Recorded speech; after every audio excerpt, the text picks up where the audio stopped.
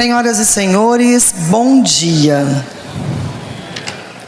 Sejam todos bem-vindos ao segundo dia do 19º Seminário Capixaba da ACIP.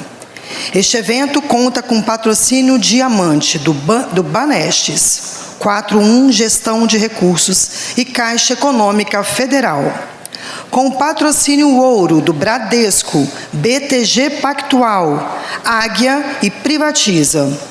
E o patrocínio prata do Banco do Brasil, XP, Itaú Unibanco, Safra, Empire Capital, ETA Escritório de Atuária e Banco do Nordeste.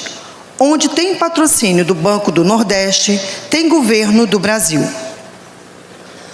Informamos que no dia de hoje teremos 3 trilhas simultâneas de palestras, no mesmo ambiente, com utilização de fones de ouvido. Cada participante poderá selecionar o canal correspondente à palestra de sua preferência. As palestras ocorrerão sem mediação, visando dar maior fluidez na programação. Qualquer dúvida, levantem a mão para que nossa equipe técnica possa auxiliar.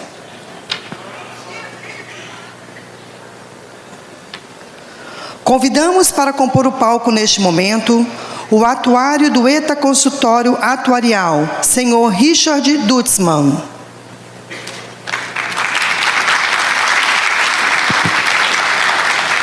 Seja bem-vinda, muito geladinha.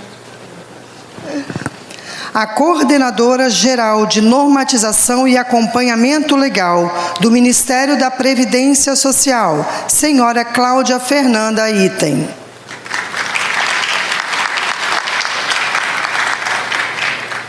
A diretora associada BTG Pactual, senhora Mariana Barcelos. Bom dia a todos. Vamos aqui começar a apresentação. Vou pedir licença, Tati, para usar aqui o seu púlpito. Então pode ficar aqui, sem problema, só encostar aqui. Bom, hoje eu vou falar com vocês de um caso de sucesso atuarial em previdência pública, tá? É muito difícil falar de um caso só de sucesso aqui em previdência pública. Aqui no estado a gente tem vários casos de sucesso, tá? A gente pode ver o próprio IPA-JM, que passou aí a barreira dos 10 bilhões. Posso dar também o exemplo de Aracruz, que deu nota A, aí pela Secretaria da Previdência. Cachoeiro de Itapemirim, que é exemplar. Itapemirim. Então, a gente tem uma série de regimes próprios que eu considero que é um sucesso, né, aqui no Espírito Santo. Mas eu vou falar para vocês a questão de um instituto pela estrutura financeira e atuarial, tá, que se tomou lá no passado, que eu considero que foi um exemplo, que não foi uma segregação de massa simples, foi uma segregação de massa, mas com já preocupação no seu médio e longo prazo, né, que a gente vai ver aqui adiante. Bom, então um caso de sucesso atuarial em previdência pública. Então, no ano de 2000, a situação era o seguinte. Nós tínhamos aqui, só um minutinho.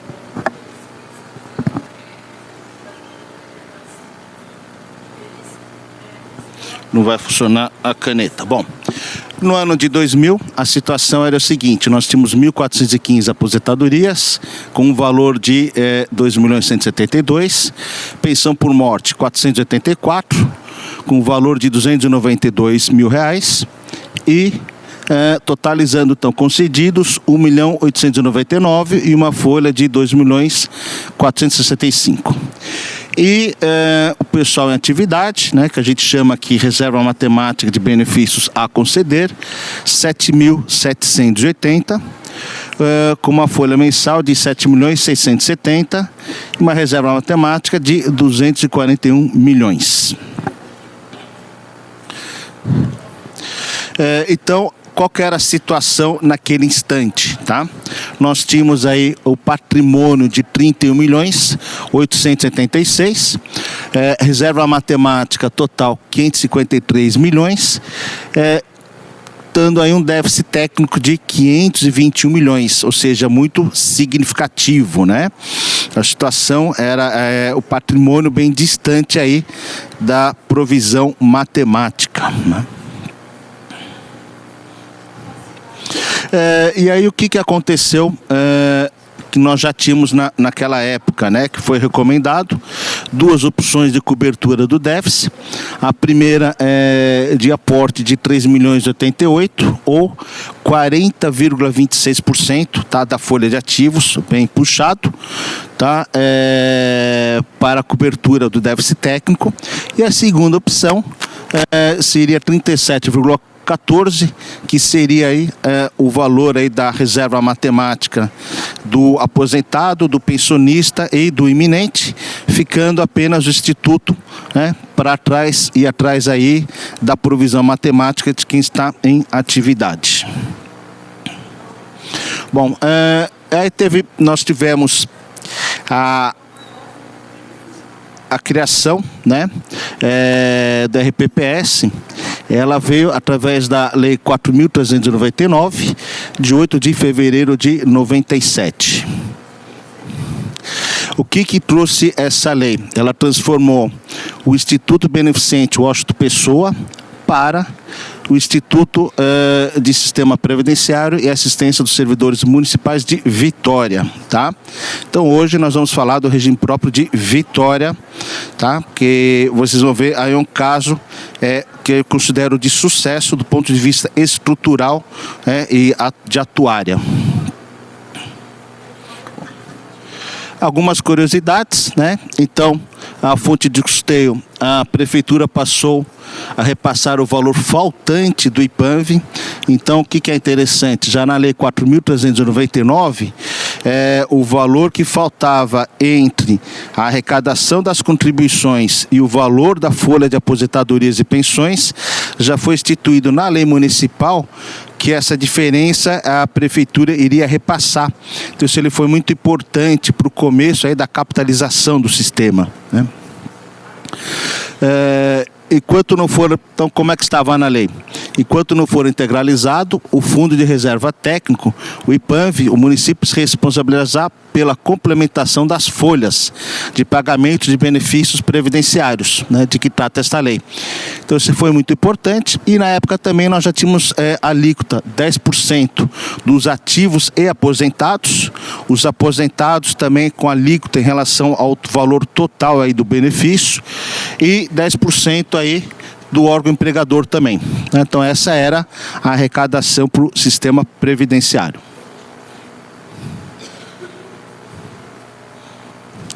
Então a garantia legal de complementação do município, essa foi muito importante no começo. E aí a gente tem algumas curiosidades, né? Que ele é bem interessante. Opa, fodi mais uma. Então, na própria lei, nós tínhamos aí o artigo 60 que o agente financeiro era encarregado de administrar os ativos financeiros do IPANV e deverá contratar anualmente o escritório de atuária, gente. Então nós tínhamos na lei que o agente financeiro é que era responsável de contratar aí o escritório de serviços atuariais. Então estava na lei municipal, né? E também o artigo 61, o agente financeiro encarregado da administração dos ativos financeiros, também contratar aí no mês de janeiro de cada ano a auditoria externa. Então, uma particularidade que eu achei muito interessante, que na lei vinculava essa questão da gestão do passivo ser paga aí pelo agente financeiro.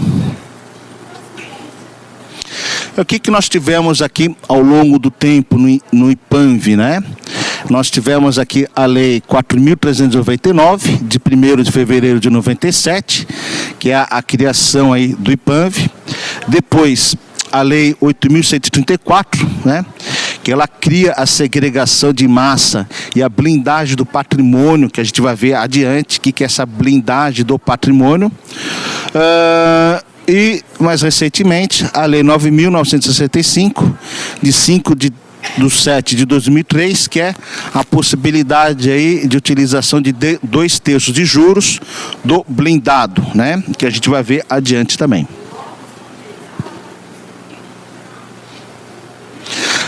Além dessa legislação, nós temos outras leis que integram aí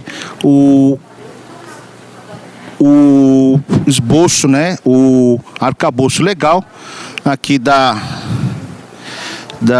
IPANV. Bom,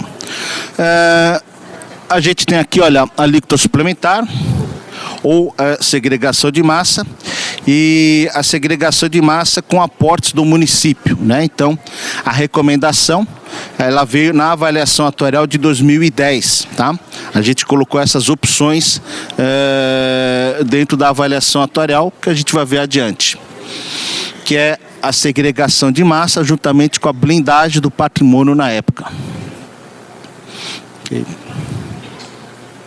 Então, como é que ela se deu? Olha, gente, nós tínhamos aqui o plano financeiro ou fundo em repartição, tá? Formado pelos atuais servidores ativos da época, atuais aposentados e atuais pensionistas. Para este grupo, nós temos 2 sistemas financeiros. O primeiro sistema financeiro, que a gente chama de plano financeiro, o que era? O total da folha de aposentados e pensionistas menos o total da contribuição mais o Comprev. Tá? Se essa conta da contribuição mais o Comprev pagar a folha de aposentados e pensionistas, a sobra desse recurso ele vai para baixo, vai para o nosso blindado. E no caso da falta, a Finanças complementa essa diferença, né? Cada mês, quando faltar recursos, a Finanças vai lá e arca com a diferença. E o blindado, formado pelo atual patrimônio da época, seus rendimentos dos juros mais sobras do fundo acima. Ou seja, a gente criou esse fundo blindado já pensando no médio e longo prazo, tá? E hoje já estamos aí no médio e longo prazo, que a gente vai ver adiante. E abaixo, aí o nosso plano previdenciário, formado pelos novos servidores ativos, novos aposentados, novos pensionistas, e a formação do patrimônio previdenciário para o pagamento futuro, né? Então, no plano previdenciário, nós já sabíamos que não ia ser um gargalo para o futuro, porque esse pessoal está entrando no serviço público, tem muito tempo para se aposentar. A nossa principal preocupação foi realmente aí nos já ativos, aposentados e pensionistas. Então, a segregação de massa do IPANV trouxe separação atuarial dos segurados, distinção clara entre os grupos participantes, viabilizando a gestão independente, maior controle financeiro, monitoramento separado dos resultados de cada plano, com maior transparência, formação de patrimônio previdenciário, criação de reservas para garantir o pagamento futuro dos benefícios de novos entrantes, redução do risco atuarial futuro, que ele é muito importante, isolamento da massa, né? Isso é para a gente começar a vir aí capitalizar de uma maneira mais eficaz. E além dos mecanismos legais de cobertura, né, garantia de complementação pelo município para sua cobertura de valor insuficiente. Aqui, pessoal, eu não sei se vocês vão conseguir enxergar, mas é o repasse que a prefeitura fez, né, do valor faltante. Ele começa aqui, olha, no ano de 2000 com 7 milhões, né?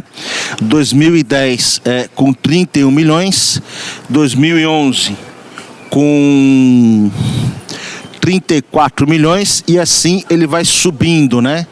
Chegando aqui no auge em 2035, né? Depois 2039 em 499 milhões.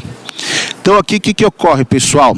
A segregação de massa, ela é muito boa no curtíssimo prazo, quando você implementa, porque a despesa é muito pequena. E depois no médio e longo prazo. Por quê? Num plano onde você não tem novos entrandos, todo mundo com o tempo tende a acabar, né? Então você sobe as despesas, vai aumentando, chega no ápice e depois começa a diminuir e acaba. Tá? Então a segregação de massa tem essa característica, né? Ela é boa no começo e no final, mas eu falo que no meio é bem complicado, porque você tem aí essa montanha, né, com esse aumento de gastos. Que se você comparar, por exemplo, com o município ele tem um orçamento de uma maneira linear, né? Então, o que acontece? Esse aumento de gastos, depois da redução, ele acaba prejudicando um pouquinho o município no médio e longo prazo.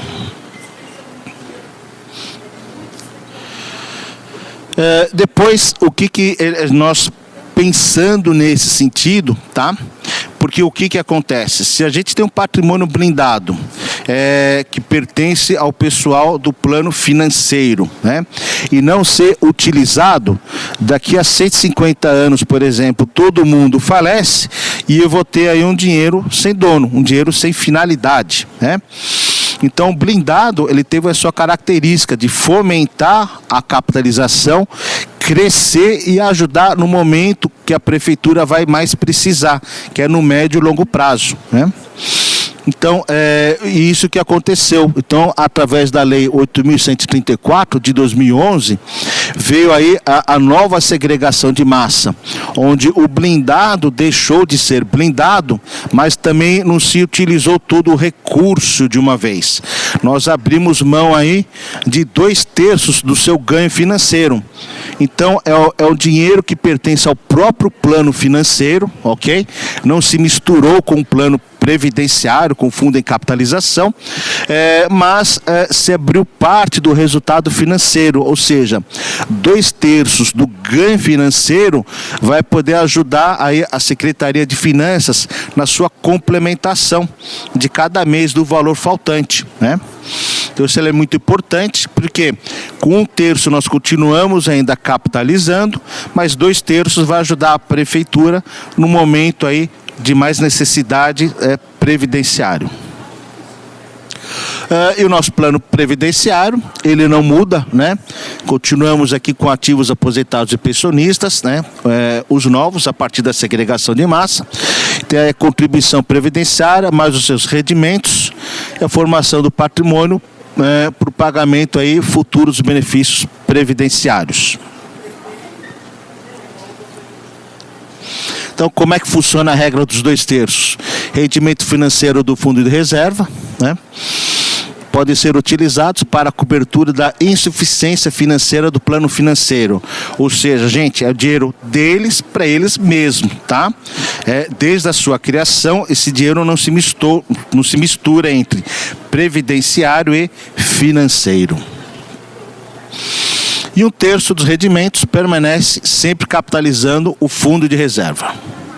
Então, o auxílio, como eu falei, o objetivo é o auxílio no pagamento da folha previdenciária e manter parte dos recursos capitalizados, preservando aí o equilíbrio financeiro e atuarial.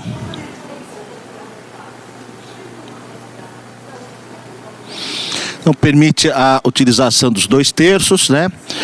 O auxílio dessa insuficiência, a redução dos juros do aporte da prefeitura e a preservação do capital. Aqui, pessoal, a gente fez um trabalho aí, uma história, né, que a gente conseguiu resgatar. Então, aqui no IPANV, a gente fez a primeira avaliação atuarial em 98. Tá?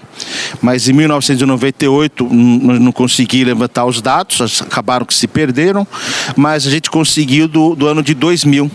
Então, do ano de 2000 a 2026, são 26 anos de história que a gente vai trazer aqui para vocês, e vocês vão ver qual foi o comportamento do IPANV durante todo esse tempo.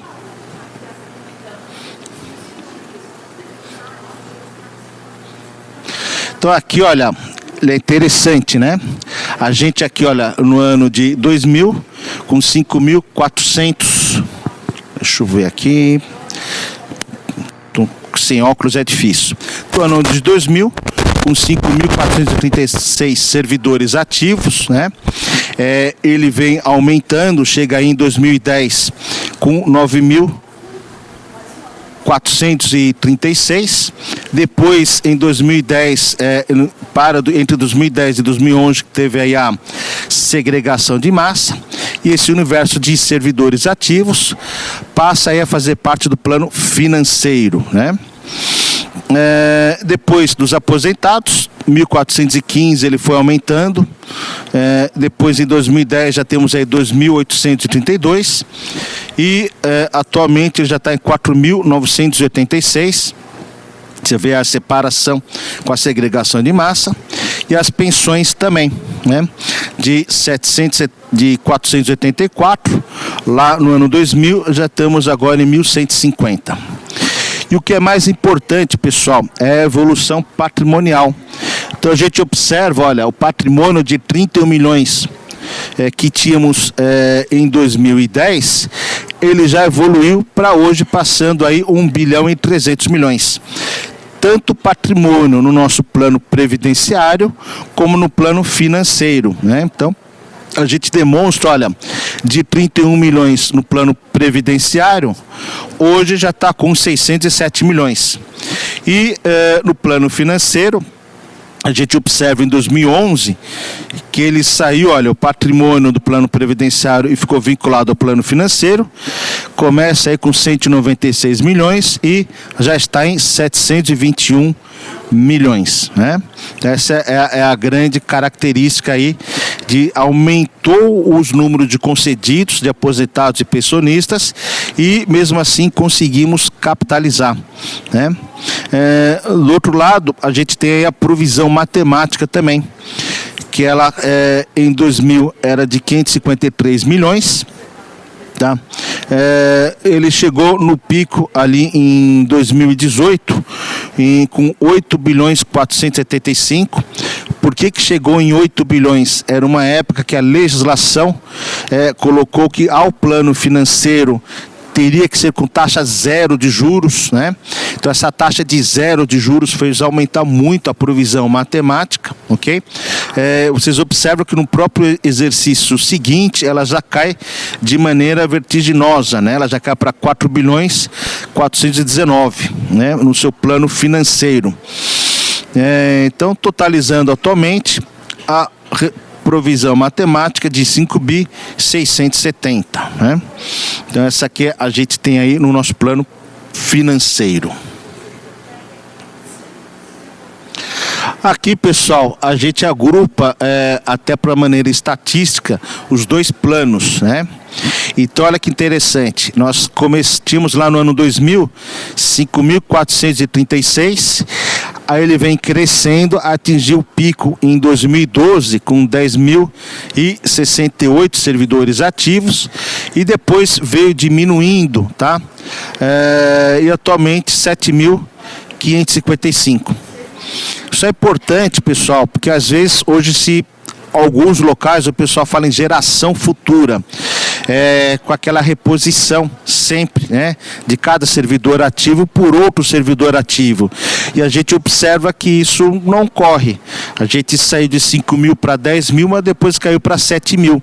Então há uma oscilação muito significativa aí na quantidade de servidores ativos, né? Por outro lado, a quantidade de aposentados, não tem dúvida, só aumenta, né? A cada ano que a gente passa, só aumenta o número de aposentados e pensionistas. Tínhamos 1.415, foi crescendo e já estamos agora com 5.053 aposentados. E a quantidade de pensões também, 484, no momento só crescente a cada ano, e atualmente 1.184. Isso mostra que a evolução na despesa ela é significativa a cada ano, né? Por outro lado, o patrimônio também nós conseguimos pagar essa conta aí de aposentados e pensionistas e ainda crescer muito no seu patrimônio. O patrimônio no ano 2000 era de 31.876. Ele foi evoluindo e hoje já passou aí 1.329.000.000, né? Veja a evolução. E aí tem uma curiosidade, pessoal. Até no ano 2000, nós tínhamos aquela questão aqui no estado de que era só bancos públicos, né? Então, como é que ele foi feito esses 31 milhões? Era dividido em 10 milhões entre 3 bancos. Então, tinha 10 milhões no Banco do Brasil, 10 milhões na Caixa Econômica e 10 milhões no Banestes, né? E aí nós criamos uma regra, né? Na época, Dr. Hélio Santiago criou uma regra que era o seguinte: cada banco ia ter uma análise trimestral. E o banco que tivesse a pior classificação em 2 trimestres, ou seja, cada 6 meses, perdia um percentual do seu investimento para quem melhor aplicou. Isso foi muito importante, porque você deixou de ter uma cobrança do gerente local junto ao instituto e criou uma regra única entre os 3 gestores, entre os 3 bancos, né? Fazendo com que tivesse uma concorrência entre eles, né? Isso foi muito importante, foi um passo importante na época, que também ajudou aí a evoluir o patrimônio de uma maneira técnica, né? Sem aquela maneira, olha, vou escolher entre os 3 bancos A, B e C, o gerente desse ou aquele, ou algum motivo nesse sentido, não. Foi de uma maneira bem democrática, o mesmo valor para as 3 instituições e uma concorrência entre elas.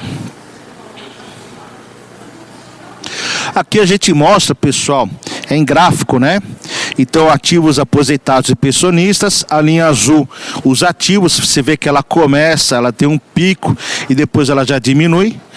Aposentados só aumentando e pensionistas também aumentando, mas não numa velocidade tão grande como os aposentados. A gente observa nesse gráfico também, olha, a cor azul são os ativos, ele tem um grande pico, depois ele diminui, mas o aposentado e o pensionista só crescente, né? Isso aí fazendo com que essa relação entre ativo, inativo e pensionista, ela aumente aí a cada ano. Aqui a gente mostra, pessoal, a evolução da provisão matemática, né? Então, olha, no comecinho aqui, olha, 500 milhões, né? Chegando num pico de 8 bilhões, em função principalmente da taxa de juros zero, que foi instituído aí para o plano financeiro, e atualmente aí a provisão em 5 bilhões, né? 5 bilhões e 800 milhões aí. A evolução do patrimônio, então olha que importante.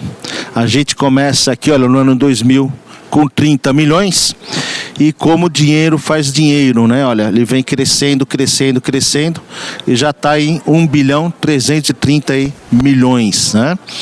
Você vê que é uma evolução mais significativa. A cada ano o patrimônio evoluiu de uma maneira significativa, né? A provisão versus o patrimônio, a gente mostra, olha, os dois cresceram, mas o patrimônio já passa a ser representativo em relação à provisão matemática, né? Ele já busca aí 22,8%, coisa que estava muito mais distante lá no ano 2000, né? Então, o que nós temos aí no exercício de 2025? Total do aporte para o plano financeiro, 279.337. 2/3 do rendimento do patrimônio do próprio plano financeiro, patrimônio dele de 658 milhões em 2025. Com a sua rentabilidade no ano de 2025, que foi muito boa, que teve aí 13,67%, isso representou 60 milhões e 36. Então, o total do repasse de 279 milhões caiu para 219. Então isso é muito importante, diminuindo aquela montanha, né? Aquela que a gente falou, que ele só aumenta para depois começar a vir a reduzir.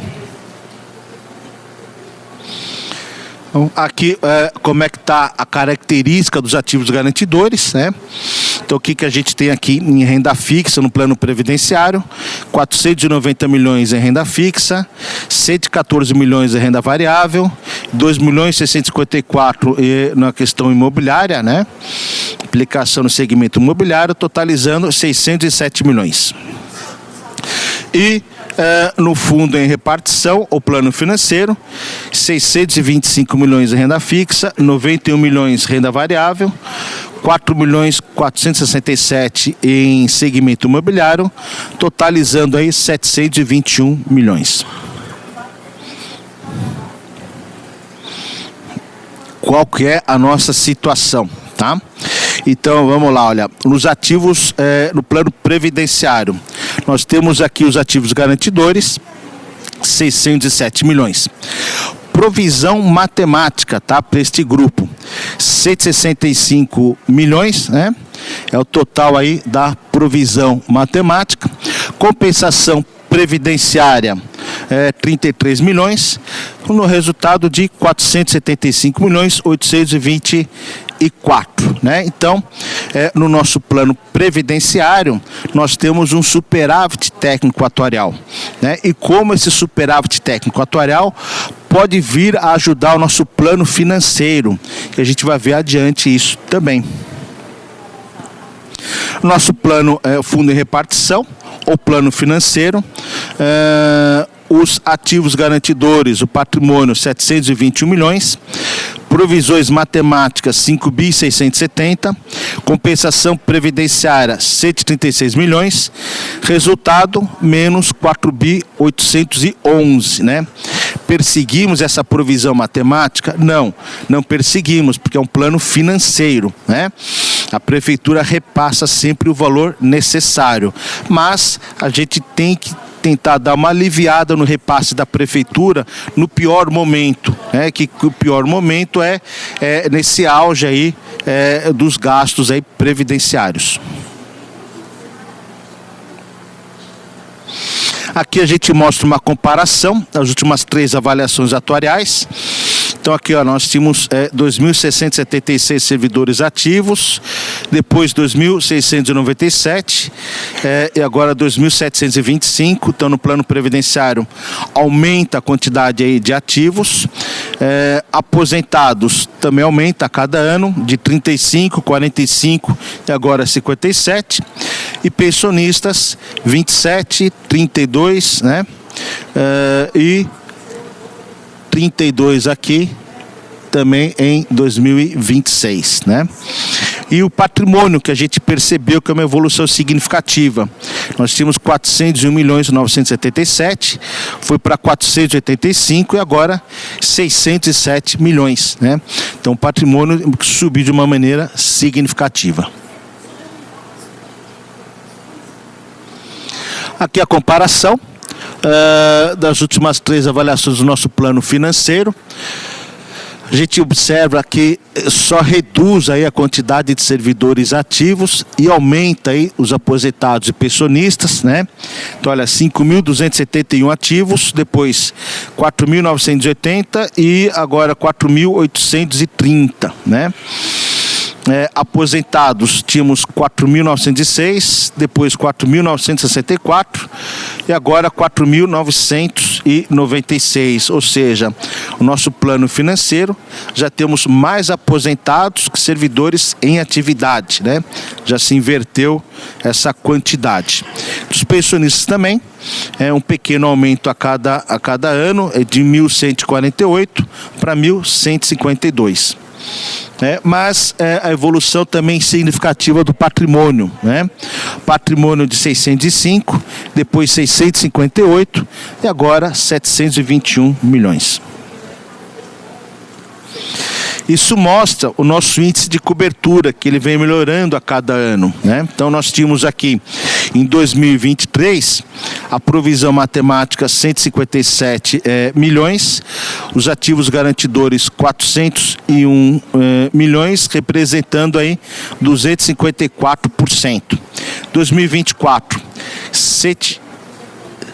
165 milhões é a provisão matemática, o patrimônio já vai para 485, então esse percentual já foi para 293%, e agora em dezembro de 25, a provisão matemática de 165 milhões,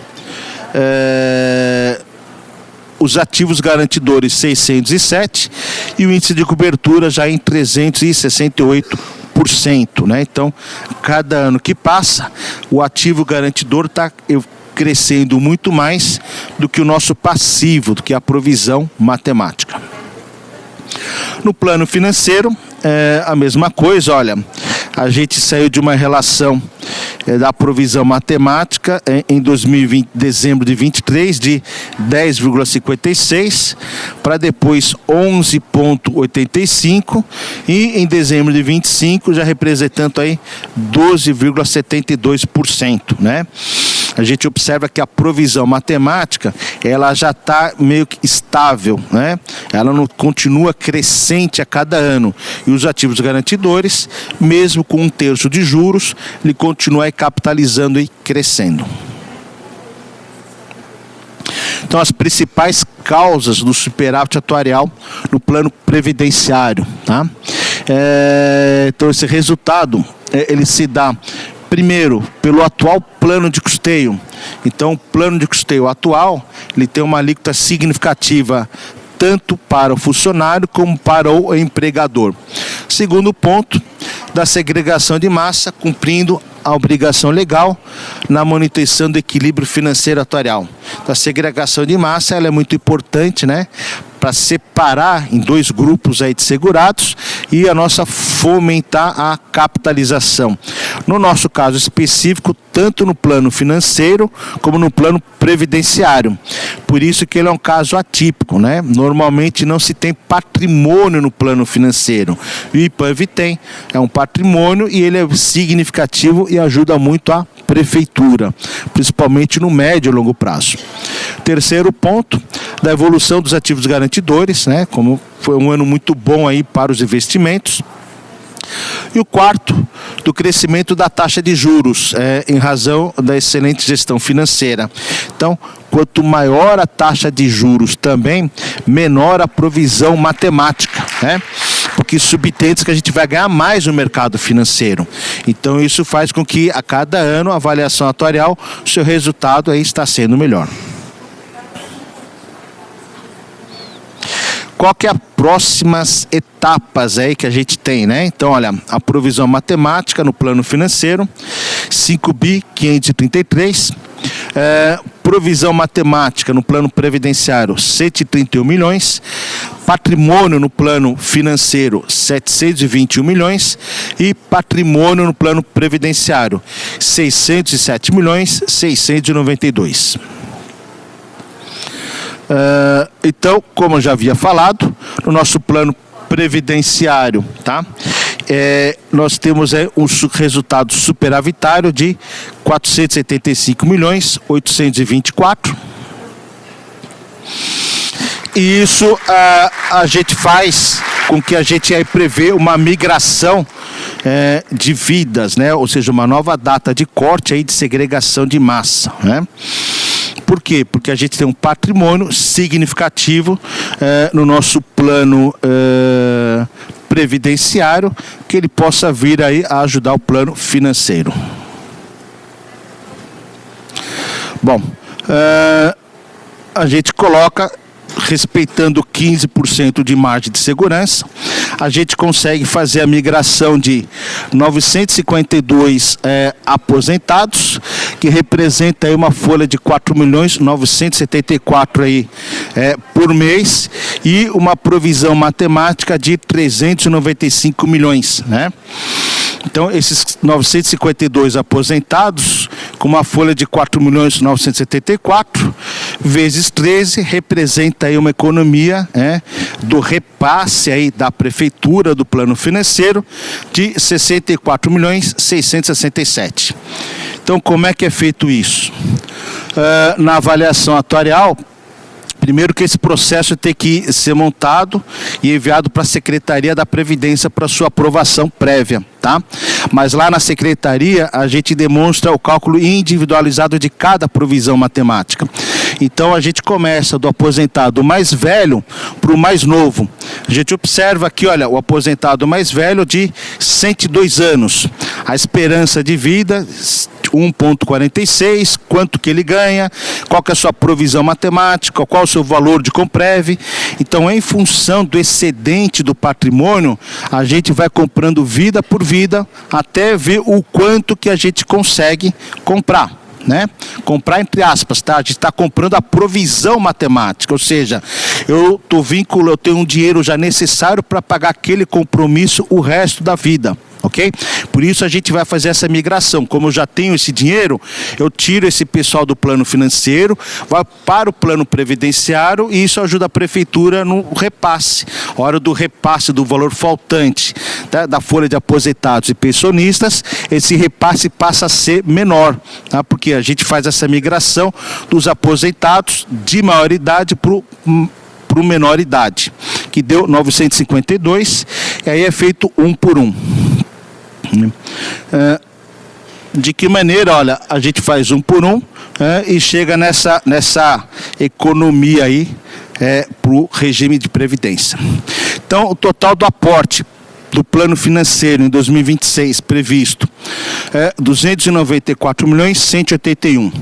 O 2/3 de juros do patrimônio dos próprios 720 milhões que pertence ao pessoal do plano financeiro, ele já representa, olha, 65.747, se tiver o mesmo rendimento de 2025, que é os 13,67, desculpa. Além dessa migração de vidas de 952 aposentados, a economia aí vai ser de 64.667. Então, o total do repasse de finanças, ele deixa de ser 294 milhões e passa a ser 163, né? Fazendo com que diminua aquela evolução, aquela montanha que eu costumo falar que aquilo é o Monte Everest, né? Que é a segregação de massa. Começa com muito pouco, aumenta, chega lá em cima, né? Como a gente viu a nossa previsão, chegar lá em 2038 em 499 milhões e depois vira a diminuir. Então a segregação de massa nesse momento ela começa a ser difícil, porque o orçamento do município ele é linear e a despesa previdenciária, ela quando não linear, ela pode prejudicar aí algumas gerações. Então, voltando, a gente mostra, já está acabando meu tempo, tá? Mais 2 minutinhos. A gente mostra aqui, olha, o repasse, né? Começando, olha, em 7 milhões apenas em no ano de 2010, em 2039 o pico de 499 milhões e depois reduzindo. Então essas ações ela tende a diminuir esse repasse para deixar de uma maneira mais linear possível, né? Aí pensando sempre na economicidade do município como um todo. Bom, eu não podia deixar de homenagear os guardiões aqui do IPANV, né, que eu acho que foram muito importantes. O pessoal aqui que não vamos dizer mais velho, mas o pessoal de um pouquinho mais tempo, como o Ronaldo ali, por exemplo, né, que tem meia dúzia de anos aqui em regime próprio, né, Ronaldo? Vocês lembram muito, então a gente teve aí grandes defensores e temos até hoje dos nossos regimes próprios. Então aqui são os últimos presidentes aí do IPANV, né? Então o Hélio Santiago, né? O doutor Hélio, que foi presidente da BIPEM também, depois a Elizabeth, o próprio Domingos, né? Então Domingos, que hoje está no Tribunal de Contas, mas acho que grande parte do conhecimento de previdência ele aprendeu lá no IPANV, ele foi lá superintendente do IPANV, a Marta e atualmente a Tatiana, né? Que aí é defensora aí do IPANV desde 2013 até o momento, né? E é isso, pessoal. Queria agradecer a apresentação aí, a paciência de todos. E quem tiver qualquer dúvida, estou aí à disposição para esclarecimento. Obrigado.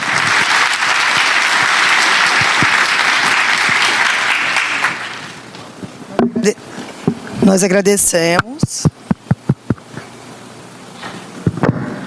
Agradecemos aqui aos palestrantes pela generosidade, né, de compartilhar conosco os conhecimentos. A gente gostaria de partilhar uma lembrancinha, já que só o Richard ficou aqui. Vou pedir para ele entregar para a Claudinha e para a Mariana, tá bom? Obrigada, Richard.